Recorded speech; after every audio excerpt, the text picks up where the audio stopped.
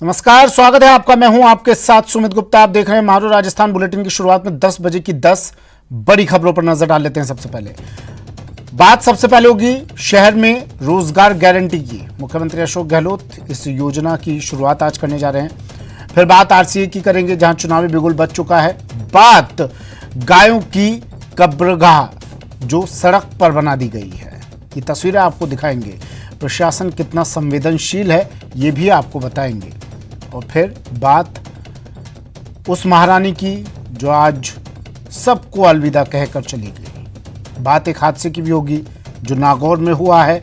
तस्वीरें आपको दिखाएंगे, बताएंगे किस जगह कैसे यह हादसा हुआ। और इसके बाद बढ़ती अपराध की बात, एक युवक का मर्डर कर दिया गया चूरू में। फिर एटीएम से 33 लाख पर भी हाथ साफ कर दिया अपराधियों ने। बढ़ते अपराध की भी बात बताएंगे, तस्वीरें दिखाएंगे। प्रदेश में जगह जगह वारदातें बढ़ रही हैं। साथ ही आवासन मंडल के कायाकल्प की तस्वीरें भी आपको दिखाएंगे। और किस क्षेत्र में राजस्थान रहा अव्वल, ये भी आपको बताएंगे। और फिर बात गणपति अगले बरस तो जल्दी आना।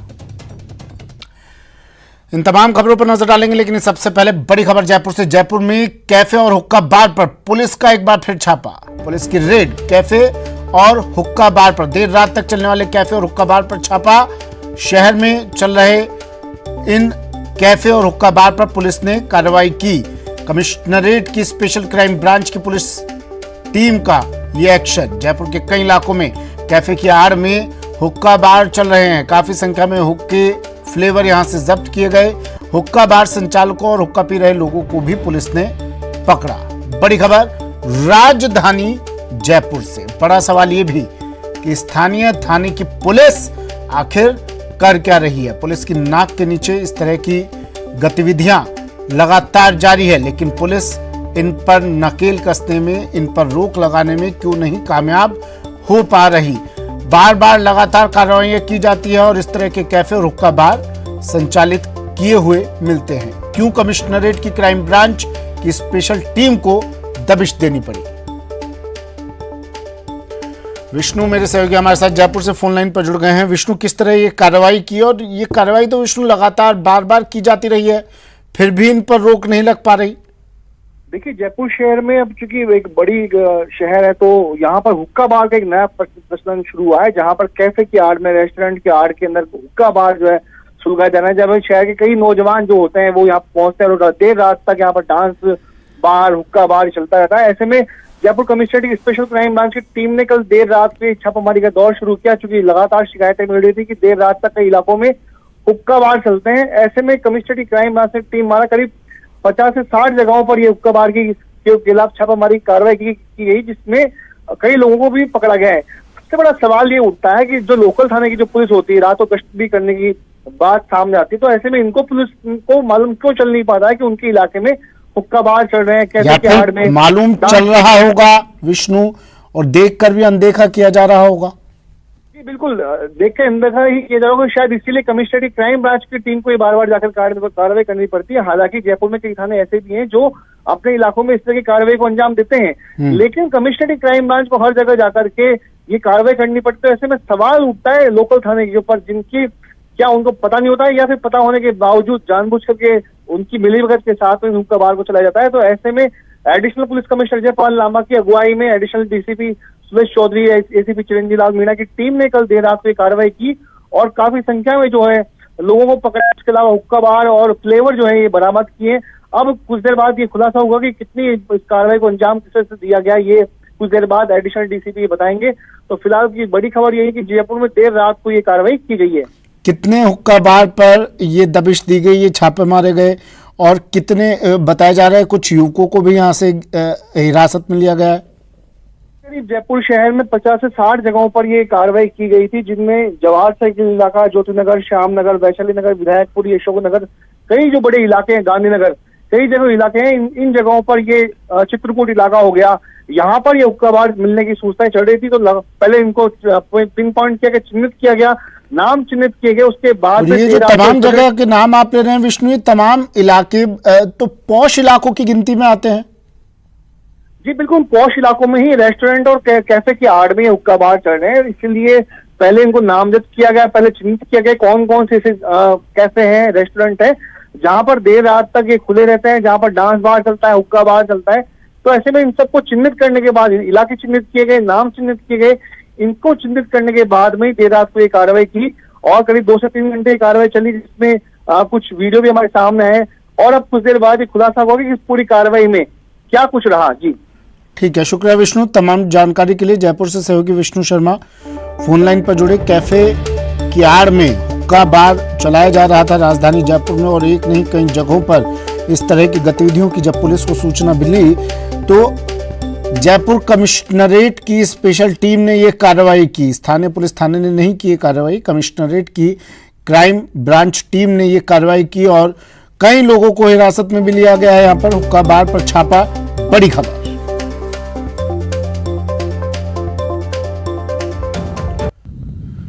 न्यूज 18 के सवाल, इस कार्रवाई के बाद स्थानीय थाने की पुलिस आखिर कर क्या रही थी?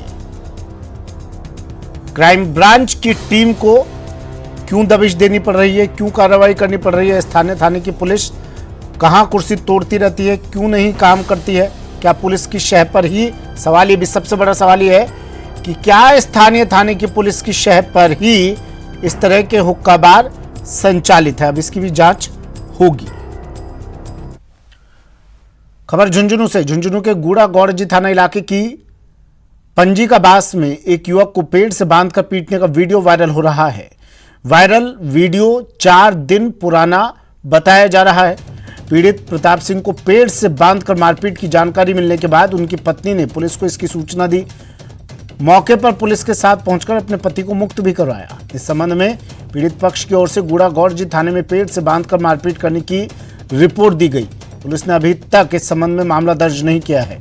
पुलिस ने एक युवक को शांति भंग में गिरफ्तार किया है।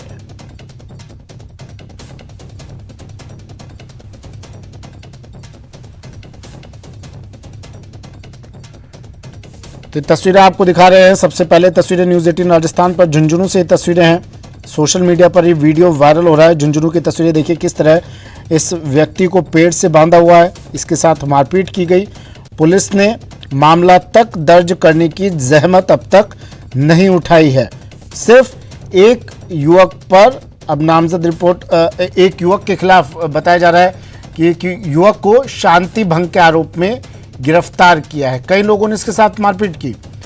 कृष्ण सिंह शेखावत मेरे सहयोगी फोन लाइन पर जुड़ गए हैं झुंझुनू से। कृष्ण, मामला दर्ज अब तक तो कर लिया होगा पुलिस ने, क्योंकि मुख्यमंत्री के तो आदेश है तुरंत एफआईआर दर्ज की जाए। मुख्यमंत्री के आदेशों की अवहेलना तो ये पुलिस कर नहीं सकती। जी, मैं आपको बता दूं कि ये पूरा मामला है पंजी के बास का है, जहां एक युवक को पेड़ से बांधकर मारपीट की गई है। और आज अभी जो है वो थाने गूड़ा गौड़जी थाना है, उसके अंदर जो है परिवाद दिया हुआ था पहले, उसके ऊपर जो है मामला दर्ज किया जा रहा है। जी, किया जा रहा है। कब का ये मामला है? अब तक मामला क्यों नहीं दर्ज हुआ था? आप कह रहे हैं मामला दर्ज किया जा रहा है, इसके मायने क्या? अंदर जो परिवाद देने के बाद है वो पुलिस ने एक व्यक्ति को है वो शांति भंग में गिरफ्तार किया था। उसके बाद पुलिस लगातार कह रही थी कि इस मामले में जांच कर रहे हैं। और इसके बाद जब आज सुबह थानाधिकारी से बात हुई तो उनका कहना है कि इस मामले में है वो मामला दर्ज किया जा रहा है और आगे की कार्रवाई है वो की जाएगी। जी, मामला ये कब का है कृष्ण? तस्वीरें देख, पुलिस कर्मी भी यहाँ पर दिखाई दे रहा है। इस वीडियो में तस्वीरें हम दर्शकों को दिखा रहे हैं। युवक को बांधा गया है, पीटा गया पेड़ से बांधकर। सवाल सिर्फ इतना सा कि अब तक कोई कार्रवाई के नाम पर एक युवक को गिरफ्तार किया है, कोई पुख्ता कार्रवाई क्यों नहीं की गई, क्यों नहीं मामला दर्ज किया गया? सवाल सिर्फ इतना सा कृष्ण। गूड़ा थानाधिकारी की जो कार्यशैली है वो उसके ऊपर लगातार सवाल खड़े होते रहे हैं। और करीब 96 दिन पहले भी एक गूड़ा में ऐसा ही प्रकरण हुआ था, उसके अंदर उन्होंने कार्रवाई नहीं की थी। उसके बाद तत्कालीन जो एसपी हैं उन्होंने उनको लाइन हाजिर किया था। और मतलब मुख्यमंत्री के आदेशों का भी कोई असर इन पुलिस कर्मियों पर नहीं? मुख्यमंत्री के आदेशों को हवा हवाई समझते हैं? जी, गोड्डा थानाधिकारी की कार्यशैली है वो इसी तरह की है और कल भी जो है उनको प्रशासनिक कारणों के चलते है वो लाइन में भेज दिया गया है संजय वर्मा को, और आज सुबह जिनको जिम्मेदारी सौंपी गई है उनकी ओर से इस मामले में है जो मामला दर्ज किया जा रहा है। ये मामला है वो करीब 4 दिन पुराना है और ये मामला संज्ञान में आने के बाद उनकी पत्नी है प्रताप मेघवाल की, उन्होंने पुलिस को सूचना दी और पुलिस है वो मौके पर पहुंची थी और ये बंधक को मुक्त करवाया था। और इसके बाद पीड़ित पक्ष की ओर से है वो थाने में मारपीट और बंधक बनाने का परिवाद दिया गया था और लगातार 3-4 दिनों से पुलिस केवल जांच का हवाला देती रही और उसके बाद मामला दर्ज नहीं किया गया था। जी चलिए, शुक्रिया कृष्ण तमाम जानकारी के लिए। तो बता दें आपको, झुंझुनू की तस्वीरें हैं, 4 दिन पुराना मामला बताया जा रहा है। पुलिस की आंखों देखी ये तस्वीर है, फिर भी अब तक पुलिस ने मामला दर्ज नहीं किया है, जबकि मुख्यमंत्री के सख्त आदेश हैं, लेकिन मुख्यमंत्री के आदेशों की पालना राजस्थान पुलिस का कोई भी थाना करता हुआ नजर नहीं आ रहा। हर थाने से यही शिकायत मिलती है, एफआईआर दर्ज नहीं हो रही, मामला दर्ज नहीं किया जा रहा। मुख्यमंत्री सीएमओ ऑफिस से क्या कार्रवाई होती है ऐसे निकम्मे और कामचोर पुलिसकर्मियों पर, ये आने वाला वक्त बताएगा। लेकिन ये पुलिसकर्मी, एक बार फिर से मैं बता दूं, ये पुलिसकर्मी मुख्यमंत्री के आदेशों को हवाई समझ रहे, धज्जियां उड़ा रहे हैं। उनके आदेशों की एफआईआर दर्ज करना भी लाजमी नहीं समझते। अजमेर से खबर है, दलित छात्र की मौत पर बवाल हो गया। यहां पर आज सुबह खान में तैरता हुआ छात्र का शव मिला था। 2 दिन से छात्र लापता था। परिजनों ने स्कूल के शिक्षक पर छात्र को धमकाने का आरोप लगाया था। गुस्साए परिजन स्कूल में पहुंचे। स्कूल प्रशासन ने छात्रों की छुट्टी कर दी। इसके बाद मौके पर अब मसूदा पुलिस भी मौजूद है। ये तस्वीरें एक्सक्लूसिव टीवी स्क्रीन पर।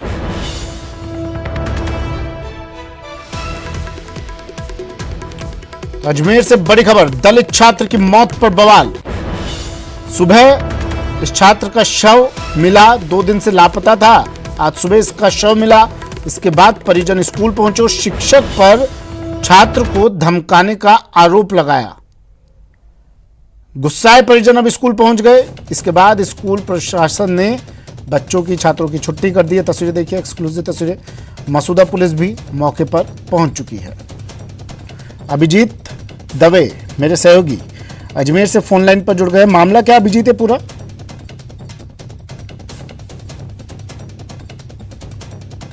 घर से स्कूल के लिए निकला था और स्कूल नहीं पहुंचा था और नहीं शाम को वापस घर लौटा था, जिस पर जो इसके पिता ने गुमशुदगी की शिकायत मसूदा थाना पुलिस में दी थी और शिकायत में यह आरोप लगाया था कि उसी स्कूल में पढ़ने वाली एक छात्रा के पिता ने प्रधानाचार्य की मौजूदगी में इस छात्र को धमकाया है। किस बात को लेकर धमकाया, इसका जिक्र और खुलासा फिलहाल नहीं हो पाया, लेकिन उसके बाद से ये बच्चा जो है लापता हो गया था। आज सुबह मसूदा थाना इलाके में ही एक खान में इसका शव तैरता हुआ मिला, जिसके बाद परिजन जो है काफी गुस्सा गए और स्कूल पहुंचे और प्रधानाचार्य पर जो है गंभीर आरोप लगाए थे कि इस मामले में लापरवाही बरती गई।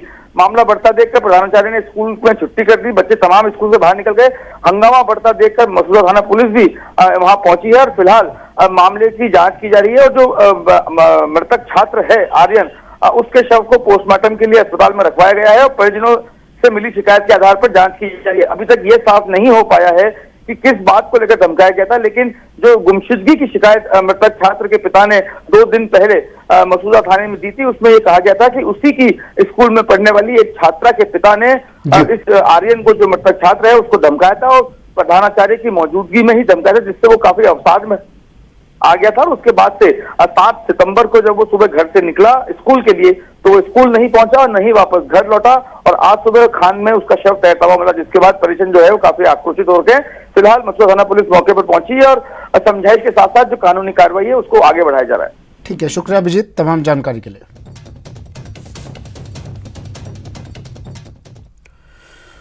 नागौर से बड़ी खबर है। नागौर में भीषण सड़क हादसा हुआ। यहां ट्रक और क्रूजर गाड़ी में भिड़ंत हो गई। हादसे में 5 लोगों की मौत हो गई, 12 लोगों के घायल होने की सूचना है। नागौर लाडनू मार्ग पर बुरड़ी फांटा के पास यह हादसा हुआ। बड़ी खबर नागौर से, भीषण सड़क हादसा, ट्रक और क्रूजर में भिड़ंत, 5 की मौत, 12 घायल। बुरड़ी फांटा के पास यह हादसा हुआ। नागौर लाडनू मार्ग पर स्थित बुरड़ी फांटा के पास यह हादसा हुआ। पुलिस मौके पर पहुंच चुकी है। जेएलएन अस्पताल पहुंचाया गया घायलों को। 12 घायलों में से 3 घायल, गंभीर घायलों को जोधपुर रेफर किया गया है।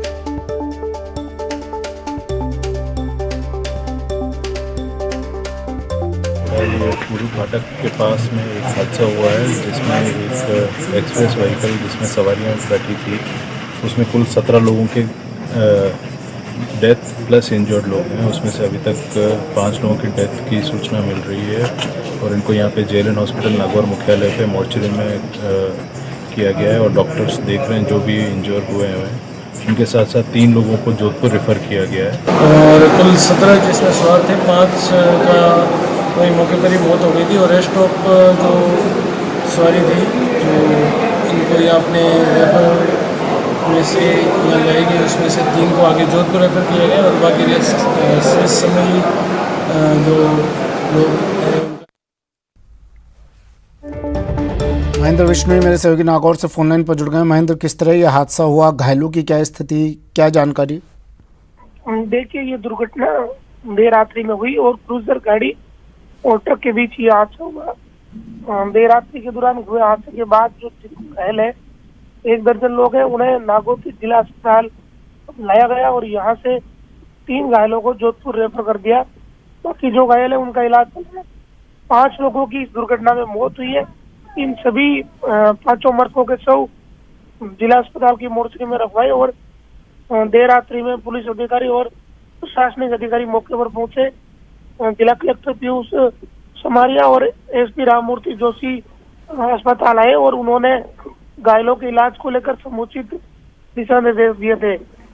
जो क्रूजर में सवार जो लोग हैं वो रामदेवरा में दर्शन के बाद वापस अपने गांव सीकर की तरफ जा रहे थे। इसी दौरान ये दुर्घटना हो गई। जी ठीक है, शुक्रिया तमाम जानकारी के लिए महेंद्र।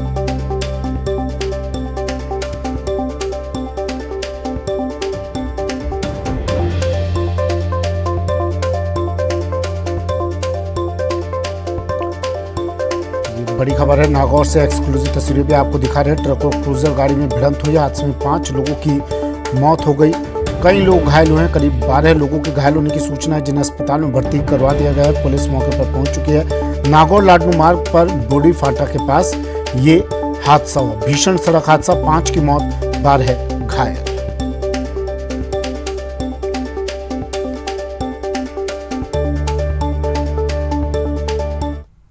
ब्रेक के बाद स्वागत है आपका। बढ़ते अगली खबर की ओर। खबर भरतपुर से। भरतपुर में 33 लाख की लूट की वारदात को अंजाम दिया गया। बड़ी खबर है, बदमाशों ने ATM लूट की वारदात को अंजाम दिया। 33 लाख रुपए से भरे ATM को बदमाश उखाड़ कर ले गए अपने साथ। कटर मशीन से आराम से ATM को काटा, गाड़ी में डाला और 9-2-11 गाड़ी में सवार होकर आए बदमाश। ATM को ले जाने के लिए प्लानिंग थी, फुल प्रूफ प्लानिंग, और इसलिए गाड़ी में सवार होकर आए। ATM, ये देखिए तस्वीर आपको दिखा रहे हैं। पहले इस जगह पर कभी ATM हुआ करता था जो अब यहाँ से लापता है और अब उसकी गुमशुदगी के पर्चे छपवाए जाएंगे, चर्चे किए जाएंगे। लेकिन ATM इससे पहले भी कई बार इसी तरह लापता हुए गुमशुदगी की रिपोर्ट दर्ज की गई, लेकिन पुलिस आज तक किसी लापता ATM का पता नहीं चला पाई। हाँ, खाली ATM, जब बदमाश इन ATM को ले जाते हैं, उसमें से पैसे निकालकर खाली ATM को किसी जंगल में, खेतों में फेंक जाते हैं, पुलिस उसे जरूर जब्त कर लेती है, बरामद कर लेती है। कल ही ATM में 33 लाख डाले गए थे, यानी रैकी कर रहे थे बदमाश इस ATM की, या फिर कोई मिलीभगत थी, कोई उन्हें खबर दे रहा था। कल ही 33 लाख डाले और तुरंत उसके बाद रात को बदमाशों ने इस वारदात को अंजाम दे दिया। अब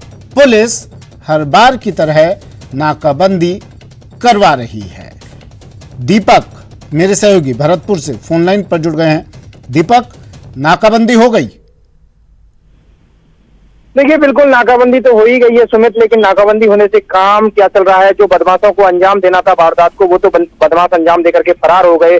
किस तरीके से सातिराना अंदाज में बदमाश आते हैं और उसके बाद ATM को तोड़ते हैं, उसमें जो पैसे होते हैं उनको ATM में गाड़ी में पटक करके और आराम से जो है फरार हो जाते हैं। पुलिस को भनक तक नहीं लगती है। ये बड़ी लूट को बदमाश अंजाम देते हैं। 33 लाख रुपए ATM में बताए जा रहे थे और ATM जो था वो वन इंडिया कंपनी का था। कल ही उसमें 33 लाख रुपए डाले थे और आज रात को जो है बदमाशों ने इस वारदात को अंजाम दिया। जुरेरा कस्बे का यह पूरा मामला है। फिलहाल वहां पर पुलिस ने डॉग स्क्वाड, एफएसएल टीम और तमाम जो टीमें हैं, डीएसटी और एमओपी, वो टीमें बुलाई हैं। रात्रि गश्त भी तो होती है ना इन पुलिस वालों की? देखिए सुमित, जब भी कोई वारदात होती है भरतपुर में तो हमेशा हम बात करते हैं रात्रि गश्त की। अगर पुलिस की रात्रि गश्त व्यवस्था ही अच्छी होती तो ना तो यहाँ पर हत्याएं होती, ना लूटपाट होती और ना ही ऐसी जो कल ही एटीएम में 33 लाख डाले गए और कल ही देर रात को इस वारदात को अंजाम दे दिया गया। क्यों नहीं माना जाए कि पुलिस की मिलीभगत थी इस वारदात में? क्यों नहीं माना जाए किसी बैंक कर्मचारी की मिलीभगत थी इस पूरी वारदात में?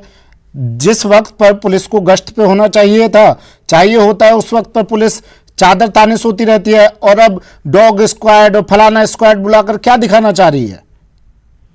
देखिए, हमारी इस पूरे मामले में जो जुरैरा थाना अधिकारियों उनसे बात हुई तो उनका कहना है कि 12 से 4 बजे के बीच में जो है इस वारदात को अंजाम दिया है। और इस वारदात को करने में जो बदमाश थे उनको एक लंबा वक्त लगा था, क्योंकि पहले उन्होंने रेकी की, आए और उसके बाद एटीएम को काटने में भी उनको वक्त लगा और उसके बाद में गाड़ी में डाल करके फरार हुए। तो करीब 2 से 3 घंटे का जो पूरा समय था वो बदमाशों को लगा। तो अब सवाल ये कि 2 से 3 घंटे में क्या पुलिस वहां पर गश्त व्यवस्था नहीं कर रही थी? क्योंकि थाने से महज 1.5-2 किलोमीटर का ये जो पूरा मामला है, थाने से 1.5 किलोमीटर की दूरी है जहां पर ये एटीएम लगा हुआ था। तो ऐसे में सवाल कई जो है पुलिस पर उठ रहे हैं, लेकिन पुलिस का वो रटा रहता है जवाब एक ही जो है कि जांच की जा रही है, क्योंकि जांच के अलावा पुलिस के पास और कोई जवाब नहीं होता है। तो कहा जा सकता है सुमित कि भरतपुर जो है वो पूरी तरह से अब बदमाशों के लिए बेखौफ तरीके से वारदात करने का जो अड्डा है वो बन गया है। बदमाश किसी भी वारदात को भरतपुर में आकर के कर सकते हैं, क्योंकि यहाँ पर पूरी तरह जंगल राज है और पुलिस जो है वो किसी भी तरह से कार्रवाई नहीं कर पा रही है। पुलिस की कानून व्यवस्था की बात की जाए तो वो पूरी तरह फैल है। राजस्थान में अगर कहीं भी कानून व्यवस्था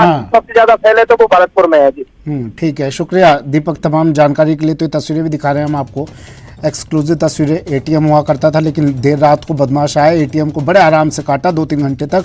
अब पुलिस कह रही है जांच कर रहे हैं, लेकिन उन 2-3 घंटे जब बदमाश एटीएम को काट रहे थे उस वक्त पर पुलिस क्यों नहीं थी यहाँ पर? रात्रि गश्त कहाँ थी? क्यों नहीं माना जाए? अब लोग भी पूछेंगे ये बात कि भाई पुलिस की तो मिलीभगत नहीं थी, पुलिस के तो लोग नहीं थे जो आए और एटीएम काट कर 33 लाख रुपए ले गए। अब ये हिस्सा किस किस के पास जाएगा ये भी जानना जरूरी है। राजस्थान क्रिकेट संघ के चुनाव 30 सितंबर को होंगे। 30 सितंबर को आरसीए के चुनाव के लिए मतदान और मतगणना की प्रक्रिया होगी। इससे पहले 26 सितंबर को इन चुनाव के लिए नामांकन दाखिल करने की प्रक्रिया संपन्न होगी और इसके बाद स्क्रूटनी, जबकि 27 सितंबर को नामांकन वापसी होगी। 29 सितंबर को प्रत्याशियों की अंतिम सूची जारी की जाएगी। आरसीए ने चुनाव अधिकारी के तौर पर पूर्व आईएएस राम लुभाया को चुनाव करवाने की जिम्मेदारी दी है। राजस्थान क्रिकेट एसोसिएशन की कार्यकारिणी में अध्यक्ष, उपाध्यक्ष, सचिव, कोषाध्यक्ष, संयुक्त सचिव और कार्यकारिणी सदस्य के पद के लिए चुनाव आयोजित किया जाएगा। आरसीए के मौजूदा अध्यक्ष मुख्यमंत्री अशोक गहलोत के बेटे वैभव गहलोत की ताजपोशी फिर से तय मानी जा रही है। जिला संघों में बहुमत और विरोधी गुट के बाहर होने के कारण भी इस समय वैभव गहलोत की ताजपोशी का रास्ता साफ माना जा सकता है। हालांकि जिन जिला संघों को अभी आरसीए ने बाहर का रास्ता दिखाया है उन्हें कोर्ट से वापसी की उम्मीदें हैं।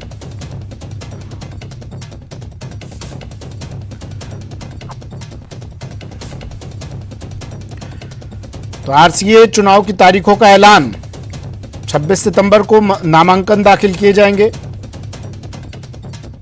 30 सितंबर को मतदान और उसी दिन मतगणना की प्रक्रिया। 2 दिन ये अहम रहने वाले हैं, 26 सितंबर और 30 सितंबर। 29 सितंबर को प्रत्याशियों की अंतिम सूची जारी होगी। महेश दाधीच मेरे सहयोगी हमारे साथ जयपुर से फोन लाइन पर जुड़ गए हैं। महेश, आरसीए का चुनाव और वैभव गहलोत की फिर से ताजपोशी तय मानी जा रही है?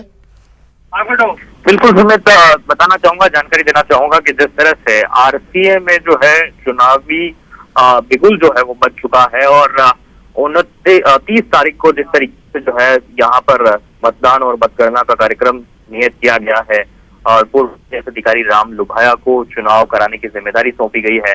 और ये जो है चुनाव इस बार ऐसा माना जा रहा है कि वैभव गहलोत जो है वो निर्विरोध भी यहाँ पर जीत सकते हैं, क्योंकि अभी जो 5 जिले हैं जिनमें की विवाद चल रहे हैं और उन जिलों में ही कोई भी अगर हमें विपक्ष के तौर पर आता है तो वो जरूर देखने वाली बात होगी। हालांकि उन्हें कोर्ट से ऐसी उम्मीदें हैं कि वे इस चुनाव में जा सकते हैं। दूसरी तरफ आरसीए के जो बाकी पद हैं, कार्यकारिणी के 6 पदों पर जो चुनाव होते हैं उनमें से बाकी पदों पर जो चेहरे हैं वो जरूर बदल सकते हैं और उसे लेकर के भी जोड़ तोड़ की राजनीति शुरू हो चुकी है। हालांकि जो आरसीए के जो जिले हैं, जिला संघों के पदाधिकारी हैं, उनसे हमारी बात हुई तो उनका कहना है कि अभी तक हमें जो चुनाव का नोटिस है वो आधिकारिक रूप से मिला नहीं है। यानी कि आरसीए की तरफ से तो दिया गया है कि जो 30 तारीख का चुनाव है वो वर्बली सबको बता दिया गया है, जो लेकिन कागजी तौर पर जो अभी नोटिस है वो लोगों के पास में पहुंचा नहीं है। एक जानकारी ये भी मिली है कि स्पीड पोस्ट के जरिए जो है ये भिजवाया गया है, जबकि आमतौर पर ऐसा होता रहा है कि ईमेल के जरिए चुनावी नोटिस जो है वो भेजा जाता रहा है। 21 दिन पहले चुनाव का नोटिस भेजने की प्रक्रिया है और 6 पदों पर ये अध्यक्ष समेत जो चुनाव होते हैं उसके लिए एक 21 दिन का नोटिस जरूरी होता है और लोढ़ा समिति की सिफारिशें जिस तरह से कहती है उसके मुताबिक बीसीसीआई के साथ ही जो राज्य संघ है संक्षिप्त में बताइए, अगर कोर्ट से वापसी हो जाती है इन जिला संघों की तो कितना उलटफेर देखने को मिलेगा? देखिए, बिल्कुल फिर कहा जा सकता है कि अगर कोर्ट से उन्हें रिलीफ मिलती तो वे चुनाव में आ सकते हैं और हो सकता है कि फिर अध्यक्ष बाकी पदों पर भी जो चुनाव की जो संभावनाएं हैं वो बन सकती है। हालांकि उसमें जीत हार फिर भी बहुत मुश्किल हो जाएगी, क्योंकि तो अभी वैभव गहलोत हैं, उनके पक्ष में ज्यादातर मतदाता है, 36 ही मतदाता होंगे आप देखिए, लेकिन 36 लोग जो है वो इस चुनाव का फैसला कर देंगे और उसमें से जो ज्यादातर जिला संघ है वो आरसीए के अध्यक्ष वैभव गहलोत के समर्थन में इस वक्त में नजर आते हैं। तो ऐसे में उनका पलड़ा भारी और ताजपोशी को आप तय कह सकते हैं। ठीक, शुक्रिया महेश तमाम जानकारी के लिए। वक्त एक ब्रेक का है, जल्द हाजिर होंगे।